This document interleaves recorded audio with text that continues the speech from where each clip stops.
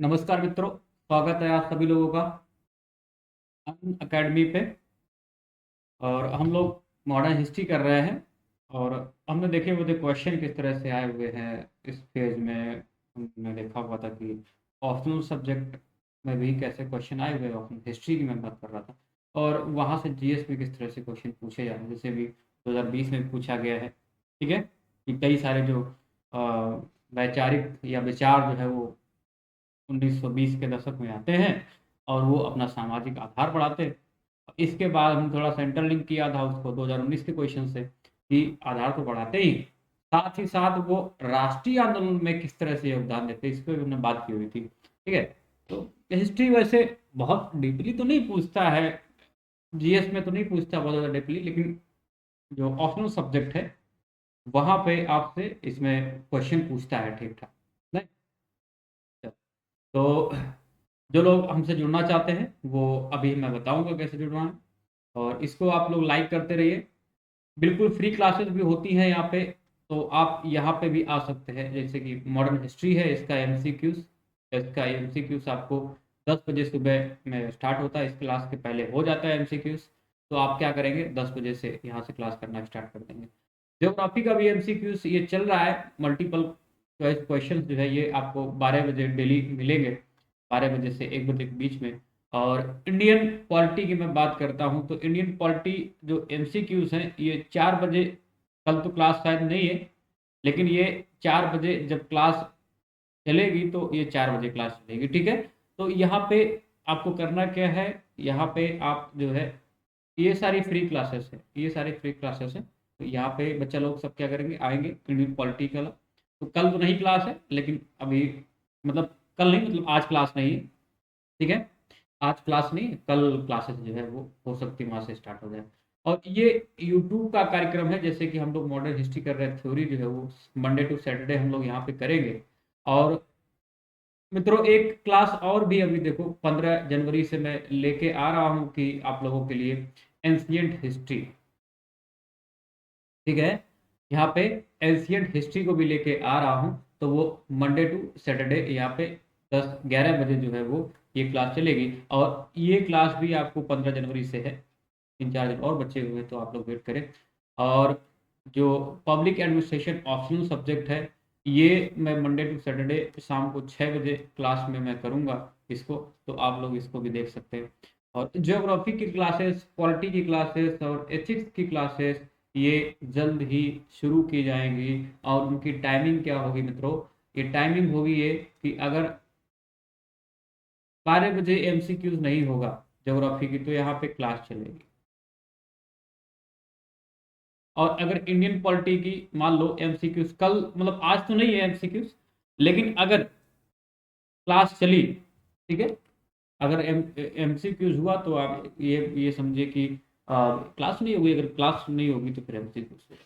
इसी प्रकार से ये मॉडर्न हिस्ट्री का है। ठीक है, नेक्स्ट देखो। तो जो लोग आएंगे वो लोग इस तरह से फॉलो करेंगे इस क्लास शेड्यूल को, इस तरह से इसको फॉलो करेंगे। Let's crack UPSC CSC Hindi पे हम लोग बात कर रहे हैं, और सबसे बड़े इंडिया के लर्निंग प्लेटफॉर्म पे इस समय हम लोग बात कर रहे हैं। तमाम सारी चीज़ें मिलती हैं, daily live classes, structured courses, live test quizzes और अनलिमिटेड एक्सेस। आपको कोई भी क्लास आप देख सकते हैं एक बार अगर सब्सक्राइब करते हैं।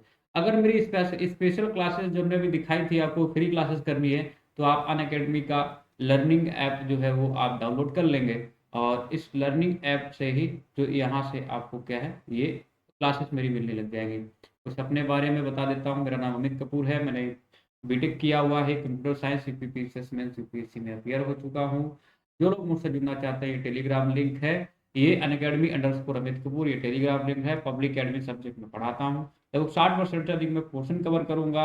यूपीएससी सीएससी के लिए विद मेंस का क्वेश्चन आंसर प्रैक्टिस, तो आप लोग यहाँ पे कर सकते हैं। और टॉप मोस्ट फैकल्टीज का जो है ये आपको बैचेस मिलते हैं यहाँ पे। टॉप मोस्ट फैकल्टीज मतलब जिन्होंने मेंस लिखा हुआ है, जिन्होंने इंटरव्यू दिया हुआ है, वो सारे लोग पढ़ाते हैं यहाँ पे। तो 15,000 से अधिक कोर्सेस है। प्लस सब्सक्राइब करेंगे तो मेरा कोड याद रखेंगे AMR10, 10% छूट 49,500, मतलब 44,550 में आपको मिल जाएगा। और मेरे साथ आप ऐसे इस तरह से जुड़ सकते हैं, मेरे साथ मेंस की प्रैक्टिस कर सकते हैं, आंसर क्वेश्चन आंसर प्रैक्टिस कर सकते हैं। 2 साल के लिए आप मुझसे जुड़ सकते हैं। आइकॉनिक के लिए भी वैसे ही, आइकॉनिक में आपको कुछ मेंटरशिप दी जाती है, मेंटरशिप में पर्सनल कोच दिया जाता है जो आपको बताएगा कि ट्रेंड क्या चल रहा है, न्यूज़पेपर कैसे पढ़ना है, एनसीईआरटी कैसे पढ़नी है, सिलेबस कैसे कंप्लीट करना है, क्वेश्चन आंसर प्रैक्टिस कैसे करनी है, पीटी के लिए कैसे तैयार करना है, तो वो पर्सनल कोच करते हैं। Daily mains question answer practice होती है, वो कराते हैं आपसे। स्टडी प्लानर 15-20 दिन का आपको बना के दे देंगे, उसी के अकॉर्डिंग क्लासेस आपको होने लगती हैं। MR10 कोड यूज करेंगे, मेरे साथ में जुड़ सकते हैं। 12 महीने का कोर्स लेके 2 साल का और 3 साल का, इसमें 69,500 फीस है। अगर मेरा कोड यूज करेंगे तो आपको 10% की छूट के साथ में काफ़ी ज़्यादा चीज़ें मिल जाएंगी। ऑप्शनल भी उसी प्रकार से है। ऑप्शनल एक लेना होगा तो 1 साल का लेंगे, 6 महीने में कंप्लीट नहीं होता है। पहले मैं बता देना चाहता हूँ कि इसमें 1 साल का आपको ऑप्शनल सब्जेक्ट आप ले सकते हैं। और नए बैच स्टार्ट हो रहा है 11 जनवरी से, आज से स्टार्ट हो रहा है। आज से ये बैच स्टार्ट हो रहा है। तो आप लोग क्या करेंगे, यहाँ पे पार्टिसिपेट करेंगे। 6 महीने का बैच है जो कि प्रीलिम्स के लिए है, ठीक है। प्रीलिम्स के लिए हिंदी, ये बाइलिंगुअल है, हिंदी है, ये इंग्लिश है। और यहाँ पे कंप्लीट 1 साल का बैच भी है बाइलिंगुअल, हिंदी और इंग्लिश, ठीक है। तो ये सारे बैचेज यहाँ पे चल रहे हैं। और कंप्लीट 2 साल का बैच भी चल रहा है। तो यहाँ पे वो 11 जनवरी जो है वो यहाँ पे है, मतलब आज ही है। तो आप यहाँ से स्टार्ट कर सकते हैं। बाइलिंगुअल है और ये हिंदी है और ये इसके बाद में इंग्लिश में, ठीक है। तो ये लक्ष्य है, ये मिशन है, ये एक्सपेडिशन है। तमाम सारे बैच चले। एनसीईआरटी अगर आपको करनी तो एनसीईआरटी भी कर सकते हैं। कॉम्बो एक आया, बहुत बेस्ट ऑफर आप लोगों के लिए। इसमें भी मेरा कोड यूज कर सकते हैं, AMR10 लिखा हुआ है। इसमें भी आप यूज कर सकते हैं। इसमें ऑप्शनल प्लस है और आइकॉनिक जो है ये 12 मंथ का। मेरे मुझसे जुड़ सकते हैं आप, इसको सब्सक्राइब करते जुड़ सकते हैं। तब आप सारे यहाँ पे बेनिफिट आपको मिलते हैं। और ये सिर्फ प्लस प्लस का ही, यूपीएससी जीएस ऑप्शनल जो है प्लस कर सब्सक्राइब करना चाहते हैं तो आपको यहाँ पे बहुत कम फीस है। 10% मेरा कोड यूज करेंगे तो आपको लगभग 60,000 में दोनों मिलता है, ठीक है। तो ऐसे ही है यहाँ पे। आइकॉनिक, आइकॉनिक जो है यहाँ पे 7,000 लगभग 63,000 62,000 में मिल जा रहा है आपको, 63-64,000 में, ठीक है। तो ये सब लोग आप करते रहें। आइकॉनिक पास जो वो हाइक होने वाले हैं मित्रों। और यहाँ पे मैंने बताया बार बार, स्पेशल क्लासेस अगर जुड़ना चाहते हैं तो मैं MCQs कराता हूँ यहाँ पे स्पेशल क्लासेस में, आप वहाँ पे कर सकते हैं। मतलब एक पूरी तैयारी आप प्रीलिम्स के लिए भी कर सकते हैं। और ये देखो सब्जेक्ट में क्या क्या करा हुआ, history, art and culture, polity, constitution, international relations, ethics और करंट अफेयर, ये सारी चीज़ें। और आधुनिक भारत का इतिहास हम लोग कर रहे हैं। लक्ष्मीकांत, आज हम लोग इस पे फिर से बात करने वाले हैं, असहयोग आंदोलन पे। और आज देखेंगे कि असहयोग आंदोलन का मूल्यांकन हमें कैसे करना है, ठीक है मित्रों। चलो स्टार्ट करते हैं।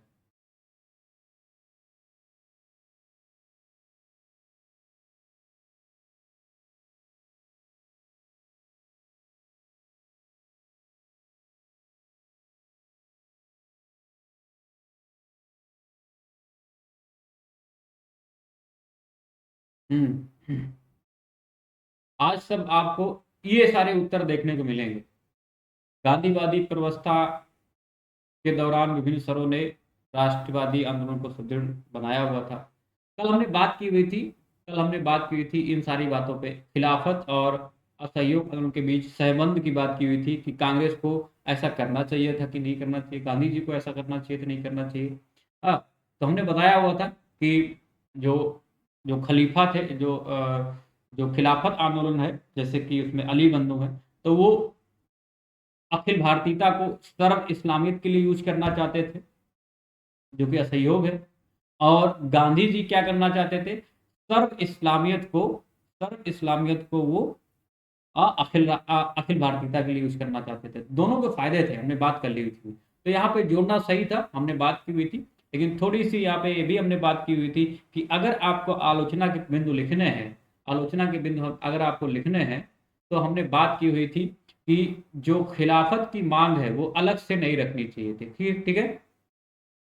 खिलाफत की मांग जो है वो अलग से नहीं रखनी चाहिए थी, मांग अलग से नहीं रखनी चाहिए थी। अब क्यों नहीं रखनी चाहिए थी, हमने बात की थी कि वहां पे आ, इसको असहयोग के साथ भी जोड़ के देख लेना चाहिए था। असहयोग के साथ में अगर होता तो ये एक तो राष्ट्रीय आंदोलन में मुसलमान जुड़ जाते तो जो हिंदुओं के मन में ये सारी दुविधाएं थी कि आप इन मुसलमानों को बढ़ावा दे रहे हैं, तमाम सारी चीज़ें, तो वो तो नहीं रहती, और इससे दोनों काम पूरे हो जाते। एक तो पूरा हिंदू जितना भी है, जैसे कि अभी तमाम दिमाग खर्च करना पड़ा, अलग से मांग करनी पड़ी, तो उससे क्या था, ऑटोमेटिक पूरे हिंदू जो है वो खिलाफत के साथ में खड़े हो जाते। और इसमें सहयोग में सीधे सीधे खिलाफत के जो जो भी मुसलमान थे वो सीधे सीधे वो हिंदुओं के, तो इसमें एक डर भी नहीं रहता है मुसलमानों के मन में कि भाई हिंदू हमारे लिए कुछ ऐसा उल्टा सीधा काम करेंगे। तो यहाँ पे खिलाफत की मांग जो है अलग से रखना थोड़ा सा उचित नहीं था। यहाँ पे आप इसको निगेटिव पॉइंट में ज़्यादा इसको आधार दे सकते हैं, बाकी सारी चीज़ें आप नहीं कर सकते। जैसे हमने बात की हुई थी कि क्या खिलाफत आंदोलन के बाद में हिंदू मुस्लिम एकता आई हुई थी, तो आई हुई थी, खूब हमने देखा हुआ था। खूब आई हुई थी उसमें हिंदू मुस्लिम एकता, कोई प्रॉब्लम नहीं थी। गांधी जी कहीं भी जाते थे या कहीं भी सभाएं करते थे जाके, तो पूरा एकजुट साथ में सब लोग साथ देते थे यहाँ पे, ठीक है। तो ये सारे मुद्दे हमने देखे हुए थे। तो खिलाफत की मांग अलग से करना ठीक था कि नहीं ठीक था, इस पे हमने बात कर ली हुई थी। ये मुद्दे सुलझ गए थे, ठीक है, हमें आसानी से देख लिया हुआ था। और आज जो हम बात करने वाले हैं उसमें असहयोग का मूल्यांकन करेंगे। किसका मूल्यांकन करेंगे? ठीक है,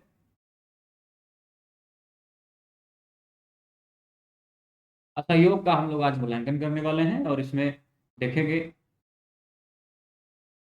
सबसे पहला पॉइंट हमने देख लिया हुआ था, इसमें क्या क्या पॉइंट थे इसमें।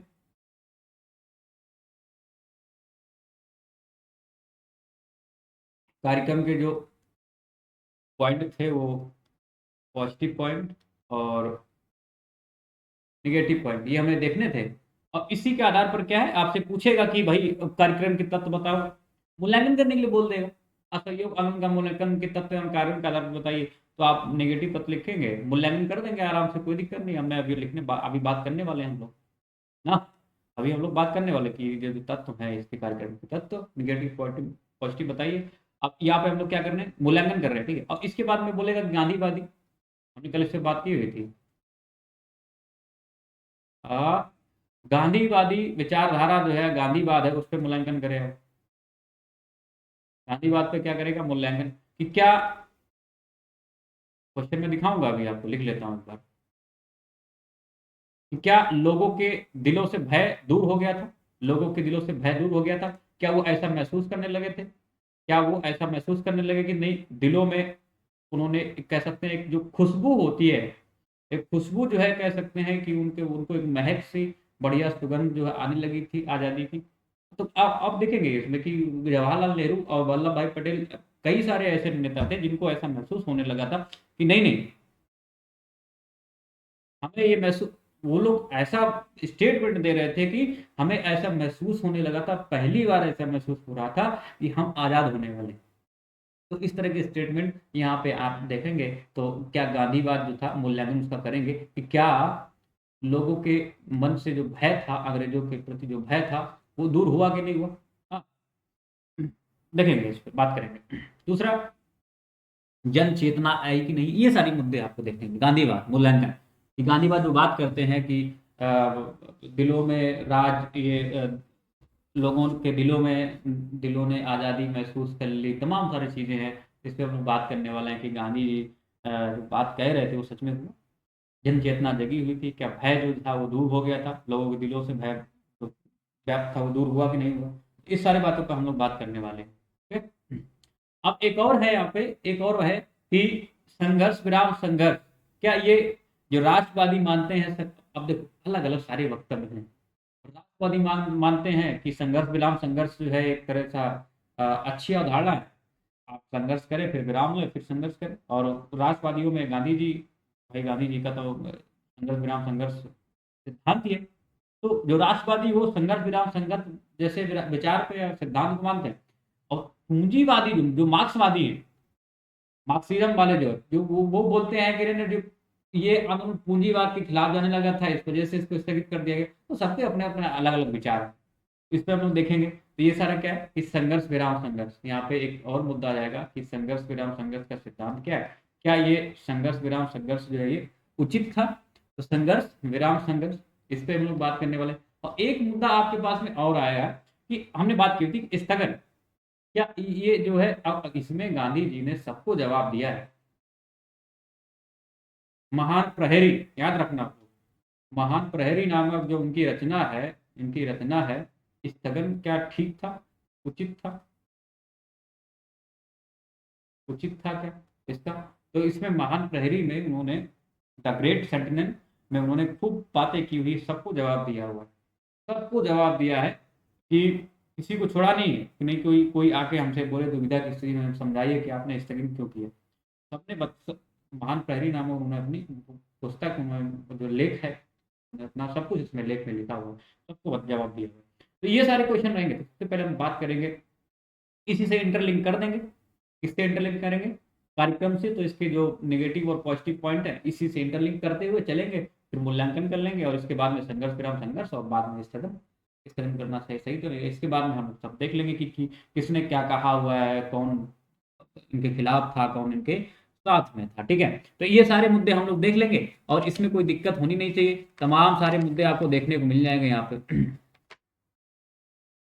चलो देखते हैं। तो सबसे पहला हम पॉइंट लेते हैं यहाँ पे, वो क्या है? वो पॉइंट जो रहेगा आपका, वो रहेगा यहाँ पे क्या? असहयोग आंदोलन। ठीक है, यहाँ पे हम लिखेंगे, और फिर इसके बाद नेक्स्ट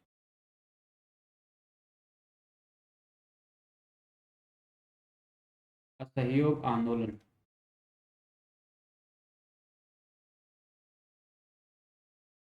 ये जो है मुद्दा यहाँ पे रहेगा। और जब ये असहयोग आंदोलन स्टार्ट करने की बात हो रही थी, तो गांधी जी, कहा जाता है कि गांधी जी हमेशा इस चीज को मानते थे कि उनकी रूपरेखा जो है, वो सोच समझ के बनाई जाती थी जब कोई आंदोलन स्टार्ट करते थे। तो एक तो उनकी खास बात ये थी कि जो हमने कल भी बात की थी इस पे, कि जो भी गांधी जी द्वारा आंदोलन चलाए जाते हैं, वो कैसे होते हैं? वो कार्यक्रम प्रधान होंगे। ठीक है, कार्यक्रम प्रधान। तो कहा जाता है कि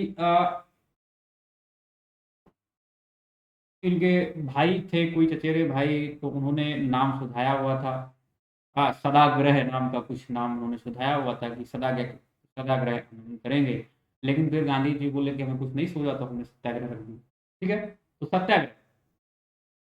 और गांधी जी कभी भी कोई आंदोलन करते थे, तो उनका जो आंदोलन होता था, वो कैसा होता था? जी, कार्यक्रम प्रधान होता था। ठीक है, ये जो आंदोलन होते थे, ये सब कैसे होते थे? कार्यक्रम प्रधान होते थे। इसका मतलब आप समझे क्या होता है कार्यक्रम प्रधान का मतलब क्या? कार्यक्रम प्रधान ऐसे रचनात्मक कार्यों के द्वारा संचालित किए जाते थे। कार्यक्रम प्रधान कोई भी आंदोलन होगा, तो ऐसे रचनात्मक कार्य उसमें संचालित किए जाते थे कि अगर अगर नेतृत्व गिरफ्तार भी हो जाए, नेतृत्व गिरफ्तार हो जाए, तो भी क्या चल, तो भी आप देखेंगे ये आंदोलन कैसे, ये आंदोलन चलते रहते। अगर गिरफ्तार भी हो जाए, तो भी क्या आंदोलन जो है, आंदोलन हमेशा क्या रहता था, वो चलता रहता था। आंदोलन कैसा था? चलता रहता था। तो ये कार्यक्रम प्रधान होते थे। और नेतृत्व प्रधान ऐसे अंग थे जो आपने गांधी जी के पहले देखे हुए थे। गांधी जी के आने के पहले जो है, वो सारे नेतृत्व प्रधान थे। नेतृत्व अगर गिरफ्तार हो गया, तो पूरी जनता जो है वो शांत बैठ जाती थी। लेकिन गांधी जी बिल्कुल भी ऐसे नहीं थे। वो हमेशा कोई कार्यक्रम प्रधान उनका जो भी था, आप आंदोलन कह सकते हैं, कार्यक्रम प्रधान होते थे। कोई एक कार्यक्रम के तहत किए जाते थे सारे काम। तो यहाँ पे उन्होंने सत्याग्रह जैसा जो है वो एक अपना वो अपनाया, सत्याग्रह रखा उसका। ठीक है, असहयोग सत्याग्रह। तो ये कार्यक्रम प्रधान यहाँ पे। और अब हम देखेंगे इसमें कि निगेटिव और पॉजिटिव पॉइंट क्या है, और इसमें किस तरह से, पहले हम लोग लिख लेंगे एक बार, इसके बाद में हम लोग डिस्कस करेंगे बार बार से। आंदोलन कैसा था? असहयोग आंदोलन कैसा था? कार्यक्रम प्रधान। ठीक है, आंदोलन कैसा है? कार्यक्रम प्रधान। अब यहाँ पे बात करेंगे हम बारी बारी से।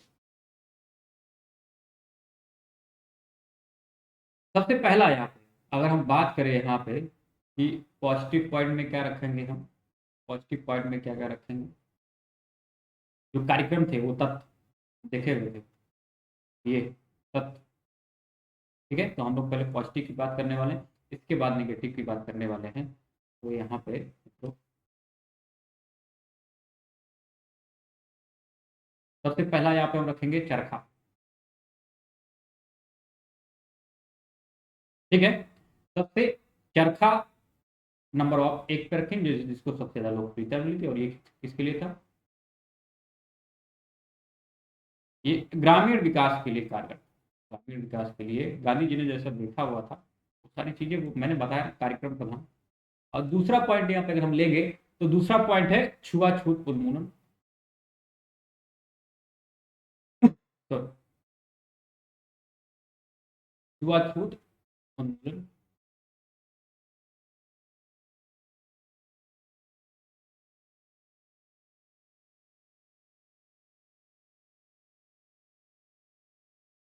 और तीसरा एक पॉइंट और रखेंगे हम पॉजिटिव पॉइंट में, वो रहेगा हिंदू मुस्लिम एकता।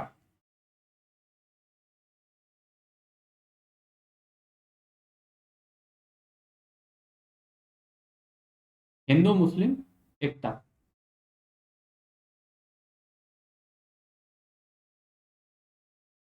और मित्रों एक और रहेगा पॉइंट, जिसमें रहेगा पंचायतों का गठन। ठीक है, इसमें रहेगा पंचायतों का गठन। ठीक है, पंचायतों का गठन हो गया, और एक लास्ट में जो रहेगा, जो एक और लास्ट में रहेगा, वो रहेगा राष्ट्रीय शिक्षा। यहाँ पे लिखूं इसको, इसको यहाँ पे लिख देता हूँ इस तरह से।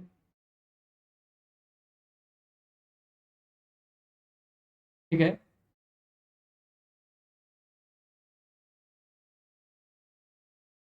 एक रहेगा यहाँ पे राष्ट्रीय शिक्षा।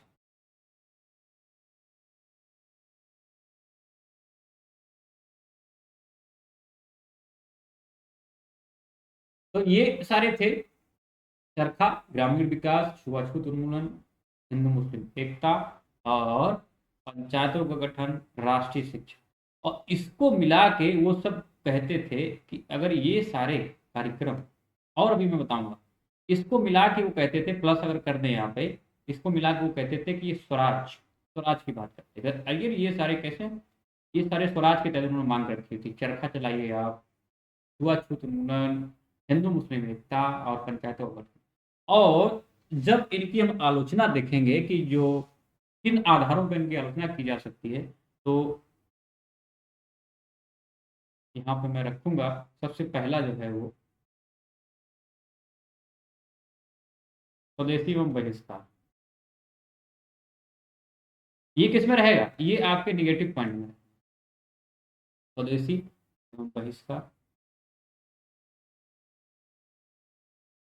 ठीक है जी, स्वदेशी एवं बहिष्कार। इसको हम लोग पॉजिटिव पॉइंट में भी रख सकते हैं, स्वदेशी को क्यों रख सकते हैं, हाँ, अगर ये जैसी भी अगर इच्छा हो, निगेटिव में रखना है तो निगेटिव में, लेकिन मैं इसको पॉजिटिव, पॉजिटिव में क्यों नहीं रख रहा हूँ, नेगेटिव में इस वजह से रख रहा हूँ क्योंकि स्वदेशी को अगर बढ़ावा दिया जा रहा है सिर्फ, और जो विदेशी है उसको बहिष्कार नहीं किया जा रहा है, तब तो हम इसको पॉजिटिव पॉइंट में रखेंगे।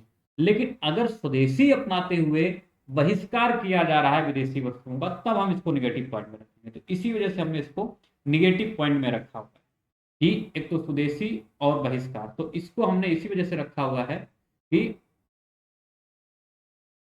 ठीक है, तो यहाँ पे स्वदेशी में बहिष्कार। दूसरा पॉइंट यहाँ पे रखेंगे हम कि सबसे पहला है पश्चिमी शिक्षा का बहिष्कार, तमाम सारी चीजें, और बहिष्कार ये सब किस में आ जाएंगे, इन सबको मिला के गांधी जी बोलते हैं ये स्वराज है। और बहिष्कार किसका करते हैं, एक तो बहिष्कार में हम देखेंगे स्वदेशी को अपनाना, बहिष्कार मतलब यहाँ पे देखेंगे कि पश्चिमी, फिर चाहे हम पश्चिमी शिक्षा की बात करें, और या फिर औद्योगिकरण की बात करें। ठीक है जी, औद्योगिकरण की बात करें, या हम बात करें यहाँ पे पश्चिमी शिक्षा, पश्चिमी स्वास्थ्य की बात करें यहाँ पे, ठीक है, चिकित्सा की बात करें।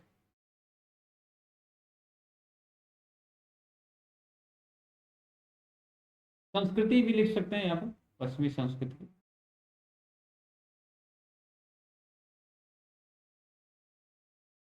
और यहाँ पे तीसरा जो हमारा पॉइंट रहेगा वो रहेगा कि अदालतों का बहिष्कार। वैसे अदालतों का बहिष्कार बहुत सफल नहीं हुआ,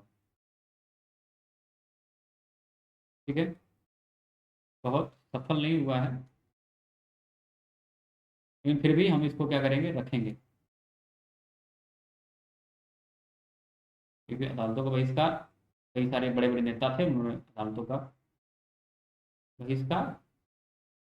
और एक पॉइंट और हम यहाँ पे लें अगर, तो यहाँ पे शराब या ताड़ी जो है उसका दुकान के सामने धरना। तो चौथा पॉइंट अगर हम लें यहाँ पे, तो यहाँ पे बोला कि शराबबंदी, शराबबंदी या धरना जो था उसके आगे धरना देना। और यहाँ पे मैं स्वराज मिटाना चाहूंगा, इसको इधर इस साइड में लिख देता हूँ। तो इन सबको मांग को हम लोग अभी इधर लिख देते हैं, इन सब की मांग को करते हुए क्या था ये, स्वराज, इसको उन्होंने स्वराज कहा। ये जो पॉजिटिव पॉइंट है। और यहाँ पे जो पांचवा पॉइंट एक मैं लिखने जा रहा हूँ जिसे मैंने इसको मिटाया है, वो है उपाधियां एवं जो राजकीय समारोह थे उनका बहिष्कार। जो यहाँ पे उपाधियां थी, ठीक है, उपाधियां, और इनका क्या करना है, जो समारोह है, राजकीय समारोह, उनका क्या करना, वो जो समारोह है उनका बहिष्कार।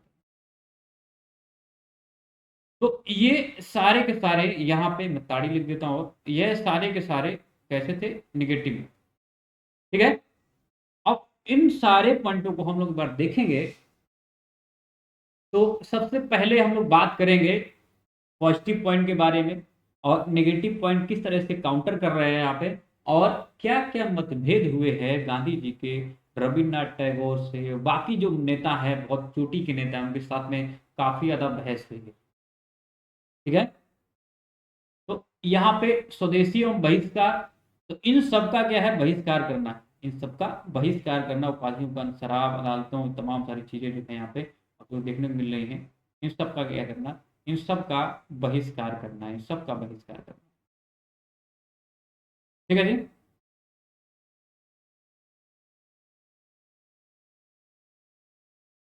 तो अब हम बात करेंगे यहाँ पे, अगर हम यहाँ पे इन सारों का अगर हमें इवेलुएट करना है तो सबको क्या करना, एक बार थोड़ा सा देखना पड़ेगा कि इसमें पक्ष और विपक्ष में थे कौन कौन।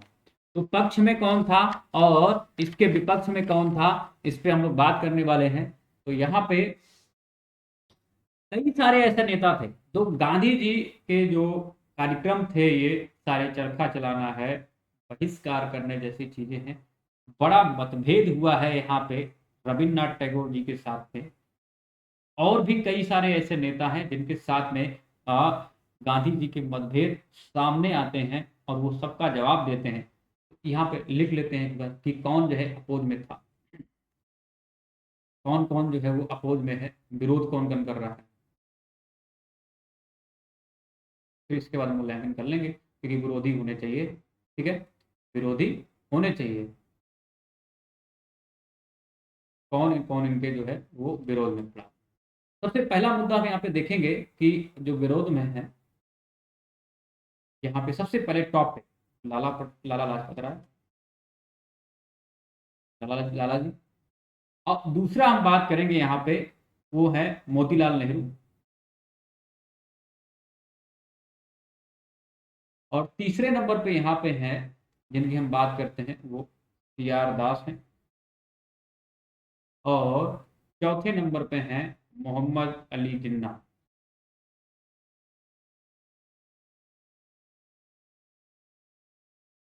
ठीक है।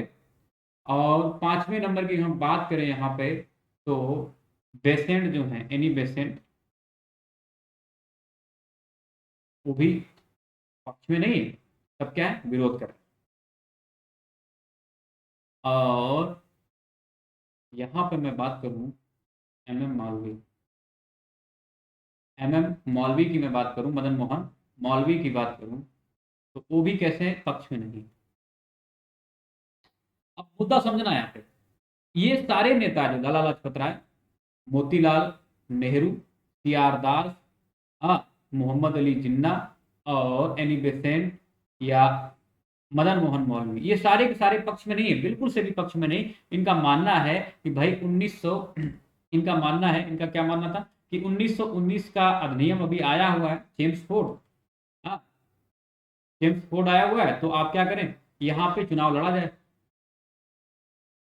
चुनाव में पार्टिसिपेट किया जाए। तो क्यों ये उसमें नहीं है, क्योंकि ये सब लोग, इनका तर्क ये है कि भाई अभी हमने होम रूल लीग आंदोलन की हमने देखा हुआ है, तो वो हमने किया हुआ था और उसमें काफी ज्यादा हमें सफलता मिली हुई है, और उसी के आधार पर 1919 का नियम पारित किया गया है, और जो हमने मांगा वो तो हमें को मिल गया। अब हमें कुछ करना नहीं, हमें सीधे क्या है, चुनाव में पार्टिसिपेट करना है।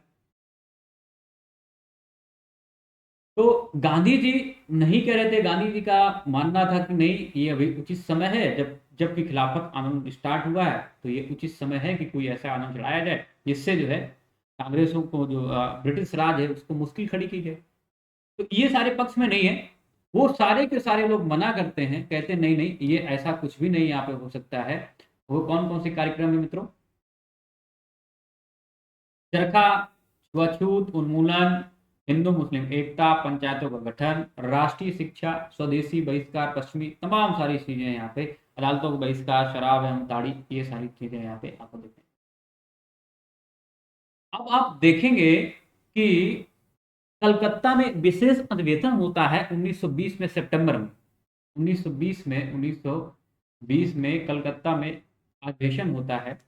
उसके अध्यक्ष आप लोगों को पता है कि लाला लाजपत राय होते हैं। विशेष अधिवेशन है और इसी में तमाम सारी रूपरेखाएं तैयार की जाती हैं। अब गांधी जी लाला लाजपत राय को ही क्यों अध्यक्ष चुन रहे हैं, इसकी खास बातें देखो, कैसे विरोध में हैं। शुरू में तो बिल्कुल विरोध में नहीं थे। सितंबर 1920 आते आते गांधी जी ने ऐसा क्या कर दिया कि लाला लाजपत राय आपस, तुरंत जो विरोध कर रहे थे, जिनके स्वर विरोध थे, विरोधी स्वर थे, वो कैसे एकदम से साथ में आ गए? इस वजह से आ गए।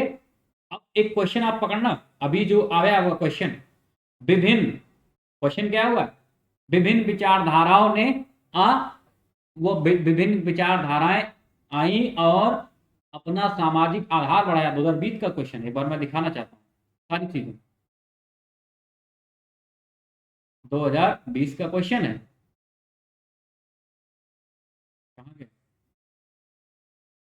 1920 के दशक से राष्ट्रीय आंदोलन ने कई वैचारिक धाराओं को ग्रहण किया, कई वैचारिक धाराओं ने ग्रहण किया।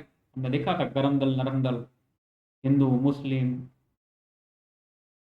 महिलाएं, बच्चे, 70 साल से लेके 60 साल से लेके 70 साल के बुजुर्ग, कम्युनिस्ट पार्टियां, मार्क्सिज्म, तमाम सारी चीजें आई हुई थी यहाँ पे। हाँ? तो यहाँ पे कई वैचारिक धाराएं जो है, इसका कई वैचारिक धाराओं ग्रहण किया हुआ था और अपनी सामाजिक आधार बढ़ाया हुआ था। अब मुद्दा समझना है यहाँ पे चीज, मैं उस क्वेश्चन को बात, अभी जो आया हुआ क्वेश्चन से मैं बात कर रहा हूँ, लेकिन यहाँ पे मैं आपको अलग चीज बता रहा हूँ। मोतीलाल नेहरू, सॉरी, बाल गंगाधर तिलक, उनकी मृत्यु हो गई इसी टाइम पे। हाँ, जैसे ही कुछ दिन पहले ही उनकी मृत्यु होती है। और अब मैं आपको एक अंदर की बात ये बताऊंगा कि लाला लाजपत राय को कैसे समेटा, उन्होंने कैसे अध्यक्ष बनाया।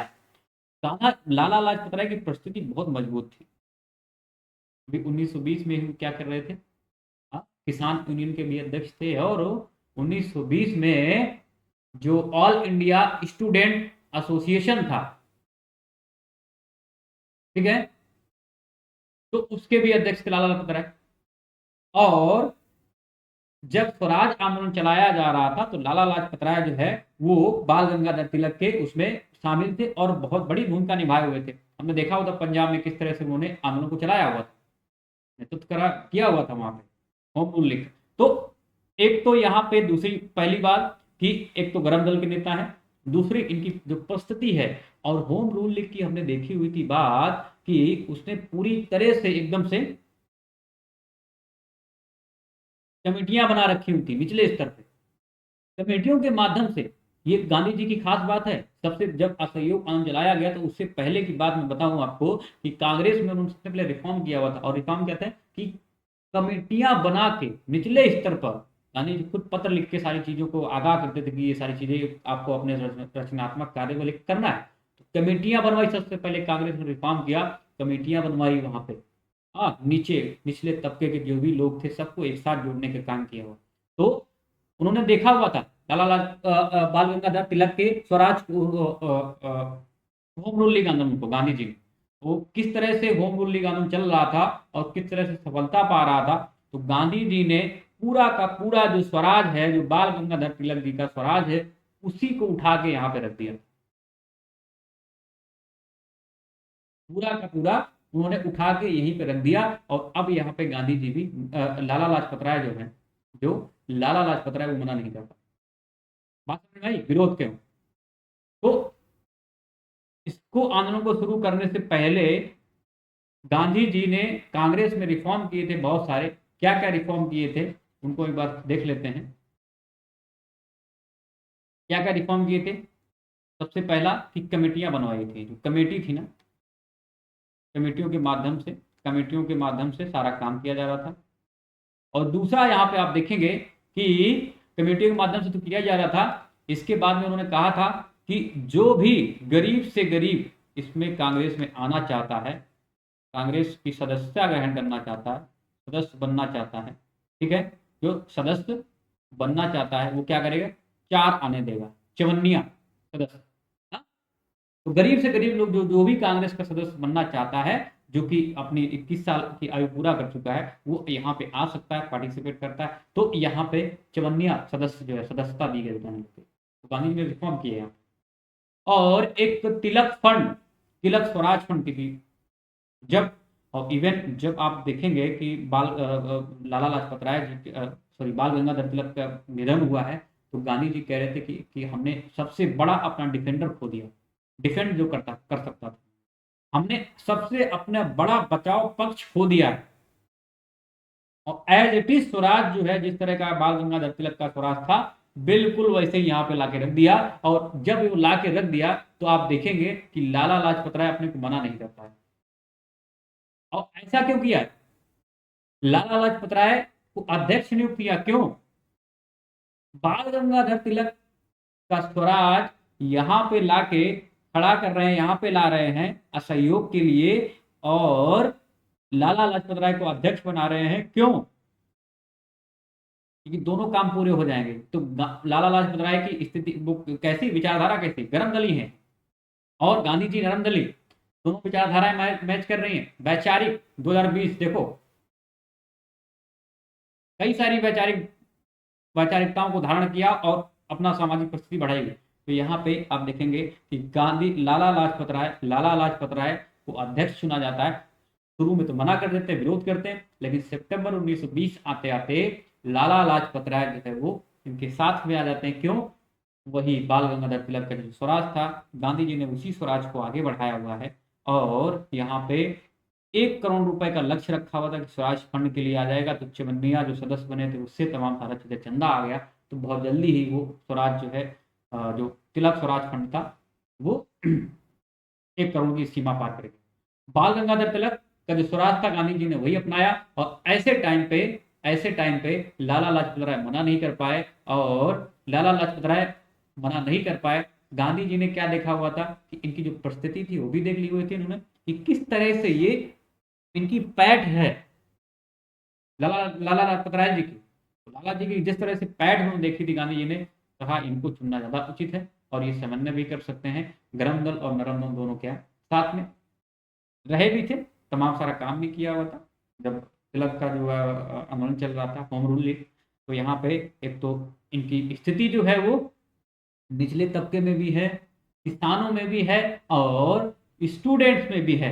लाला लाजपत राय सबसे उचित व्यक्ति है। तो सितंबर सितंबर आते आते, सितंबर 1920 आते आते लाला लाजपत राय के साथ। तो हम तो मना कर रहे हैं, ठीक है।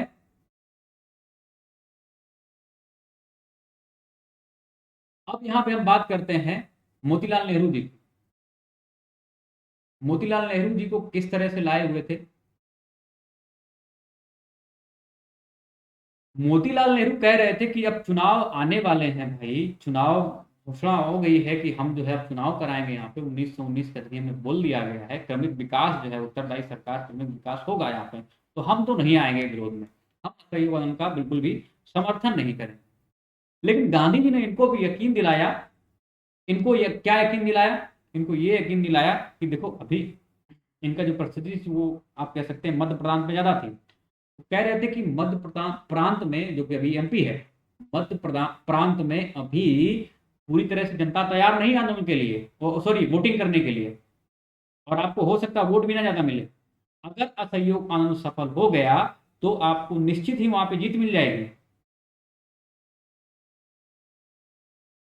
तो गांधी जी मोतीलाल नेहरू को भी ये बात समझाने में कामयाब रहे कि अगर असहयोग आंदोलन सफल रहा तो आपकी जीत जो है निश्चित हो जाएगी, तो आप वहां पार्टिसिपेट कर सकते हैं। और अभी वहां पे जनता जो है तैयार नहीं, इसके लिए वोटिंग नहीं कर पाएगी, बहुत वोटिंग नहीं मिलेगी आपको। तो क्या हुआ, 1920 के लास्ट तक, 1920 के अंत तक आते आते मोतीलाल नेहरू भी शामिल हो गए। ठीक है जी, शामिल हो गए।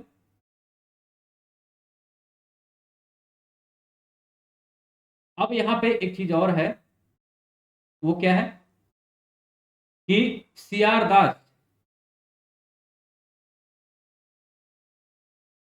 सीआर दास यहाँ पे ये नहीं मान रहे थे। तो और मुख्य केंद्र कहाँ पे था? मुख्य केंद्र जो है ये आप देखेंगे कि जो आंदोलन का मुख्य केंद्र जहाँ पे अध्यक्षता हुई है वो कलकत्ता है। तो सीआर दास को भी वो कुछ ना कुछ यहाँ पे बहला फुसला के कि ठीक है आंदोलन के बाद हम लोग सारी चीजें कर लेंगे। तो यहाँ पे जो ड्राफ्ट आप देखेंगे, जो ड्राफ्ट है वो सीआर दास तैयार करते हैं। जब 1920 में, दिसंबर 1920 में कांग्रेस का अधिवेशन होता है, ये तो मान लो विशेष अधिवेशन था। जब 1920 में कांग्रेस का अधिवेशन नागपुर में होता है, नागपुर में होता है, तो इसकी कौन अध्यक्षता कर रहा है? हाँ, यहाँ पे सी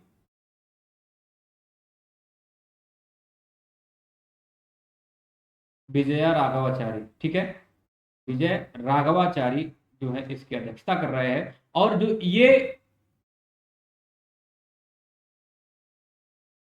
इसका जो ड्राफ्ट तैयार किया, जो प्रस्ताव पारित किया गया था, प्रस्ताव तैयार किया गया है, वो किसके द्वारा तैयार किया गया? वो सीआर दास के द्वारा तैयार किया। ठीक है, तो ये ड्राफ्ट जो है 1920 का वो तैयार किया सीआर दास ने, इस तरह आते आते। लेकिन यहाँ पे जिन्ना और एनी बेसेंट हमेशा से मना करते आए हुए थे कि नहीं, आप जिन्ना कहते थे कि आप जो है वहाँ जो सत्ता है, आप अलग अलग दो विचारधाराओं की बात कर रहे हैं। और मैंने बड़ी मुश्किल से, हमने कल बताया था कि बड़ी मुश्किल से मैंने 1913 से 1917 के बीच में बड़ी मुश्किल से हमने समझौता करा पाया है, एग्रीमेंट करा पाया है, समझौता करा पाया है हिंदू मुस्लिम में। तो आप दोनों को जो है छोटी खुली लगाम दे रहे हैं और धार्मिक कट्टरता को आप आगे ला रहे हैं। तो मोहम्मद अली जिन्ना ने यहाँ पे साफ मना कर दिया था कि ये उचित नहीं है।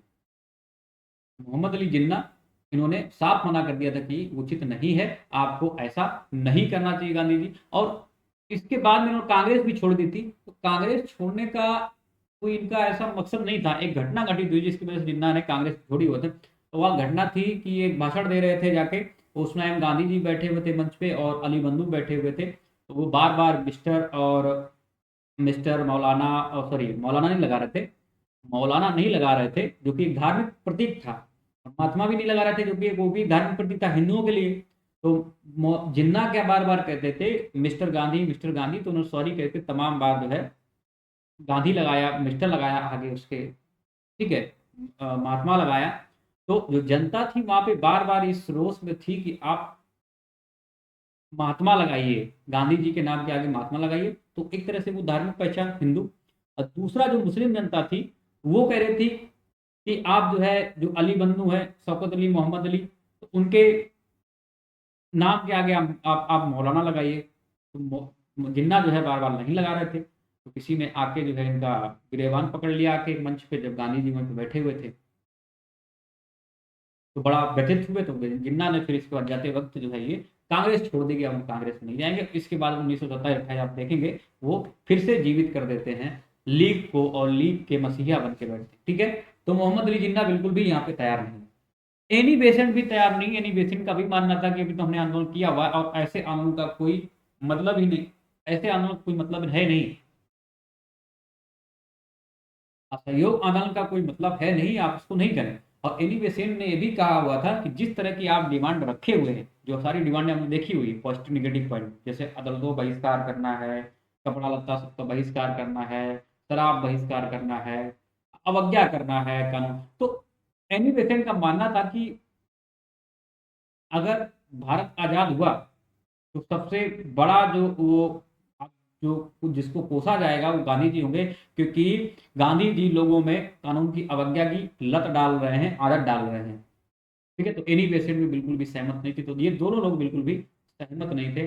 अब एम मौलवी को कैसे, मदन मोहन मौलवी जी को, इनको कैसे वो साथ में लाते हैं, इस पर हम लोग बात करते हैं। तो ये भी विरोध में है, पूरी स्तर में विरोध में है। मौलवी हिंदुत्व की बात करते थे और गांधी जी भी हिंदुत्व की बात करते थे। राम राज उनका सबसे प्रिय जो है, एक तरह से विचार है कि राम राज होना चाहिए। तो जो राम राज की अवधारणा है, या आप कह सकते हैं कि सॉफ्ट हिंदुत्व की जो भावना है, जो अवधारणा है गांधी जी की, उससे मौलवी जी बहुत ज्यादा प्रभावित थे। और सॉफ्ट हिंदुत्व में क्या था, हमने देखा हुआ था कि गांधी जी की जो है गोरक्षा सभा, और स्वराज के टाइम पे भी वही चल रही थी गोरक्षा सभा। तिलक जी ने उस पे तिलक जी ने उसको स्टार्ट किया हो, तो गांधी जी उसका समर्थन कर रहे थे। और मौलवी भी, मदन मोहन मौलवी जी, एम मौलवी जो है वो भी समर्थन कर रहे थे। तो जो सॉफ्ट हिंदुत्व की ट्यूनिंग है, वो मालवीय जी से और गांधी जी से मेल खा रही थी, उनके विचारों से मेल खा रही थी। दूसरी बात, ये शराबबंदी की बात हो रही थी, हाँ, शाकाहार की बात करते थे गांधी जी। तो यहाँ पे आप देखेंगे मदन मोहन मौलवी तो पहले तो विरोध कर रहे थे, पहले क्या कर रहे थे, ये विरोध कर रहे थे, लेकिन पहले तो विरोध कर रहे थे, लेकिन बाद में आप देखेंगे ये जो है साथ में आ जाते हैं। ये किस वजह से आते हैं, जो सॉफ्ट हिंदुत्व की ट्यूनिंग है, गांधी जी की सॉफ्ट हिंदुत्व की जो ट्यूनिंग है वो इनसे मेल खाती है, और ये भी साथ में आ जाते हैं। ठीक है, तो ये सारे मुद्दे रहेंगे, जिस गांधी जी ने ये सारे मुद्दे अपनाए, और इसके बाद में तमाम सारी बातें करने वाले हैं भाई। तो ये सारे खिलाफ में थे, सारे लोग साथ में आ रहे। लेकिन यहाँ पे एक नेता और हैं जो कि बहुत ही इनकी प्रस्तुति बहुत अच्छी है, आप कह सकते हैं। वो है यहाँ पे टैगोर की, रविन्द्रनाथ टैगोर। ठीक है, रविन्द्रनाथ टैगोर, RNT। रविन्द्रनाथ टैगोर हमेशा से यहाँ पे मना करते आए हुए थे कि बहिष्कार जैसी चीजें नहीं होनी चाहिए, ग्रामीण विकास ऐसे नहीं होगा। जब औद्योगिकरण हो रहा है तो आप ग्रामीण विकास के लिए चरखा क्यों कटवाना चाहते हैं, क्यों कटवाना चाहते हैं, तो बहुत लंबी प्रक्रिया है, तमाम सारी चीजें गांधी जी मना कर रहे थे। गांधी जी का जब जब स्टूडेंट लाइफ में थे, लंदन में जब पढ़ाई कर रहे थे, तो गांधी जी ने देखा हुआ था कि एक एक पैसे के लिए मोहताज हो रहे थे। तो उन्होंने देखा हुआ था कि गांव की महिलाएं जो चार दीवारी में बंद हैं, या जो गांव की महिलाएं हैं वो चरखा चला के अतिरिक्त आय यहाँ पे सृजन कर सकती हैं। हम्म? और अतिरिक्त सृजन करने के साथ साथ क्या है, कुछ ऐसी चीजें भी कर सकती हैं, क्रिएटिव काम कर सकती हैं, ग्रामीण विकास, अपनी आजीविका चला सकती है, स्टूडेंट चरखा चला सकते हैं, भले ही धीरे से ही, लेकिन चला सकते हैं, और कुछ अर्निंग अलग से कर सकते हैं। तो चरखा जो है सबसे लोकप्रिय हुआ था।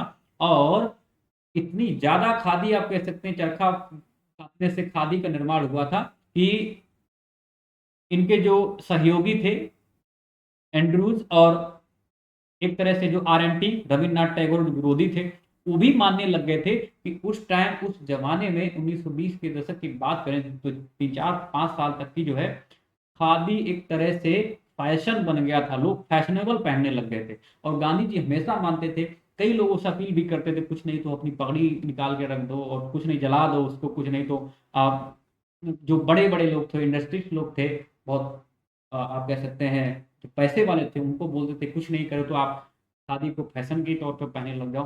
तो यहाँ पे रविन्द्रनाथ टैगोर और एंड्रयूज बोलते हैं कि उस टाइम जो है काफी ज्यादा मात्रा में लोग क्या कर रहे थे, संख्या में, काफी ज्यादा संख्या में लोग खादी का प्रयोग कर रहे थे। और खादी एक तरह से, ठीक है, हाँ, खादी एक तरह से पूरा क्या फैशन बन गया। तो चरखा यहाँ पे मेन था। और यहाँ पे रविन्द्रनाथ टैगोर बार बार मना कर रहे थे कि चरखे से कहीं भी आजीविका का निष्पादन नहीं किया जा सकता है।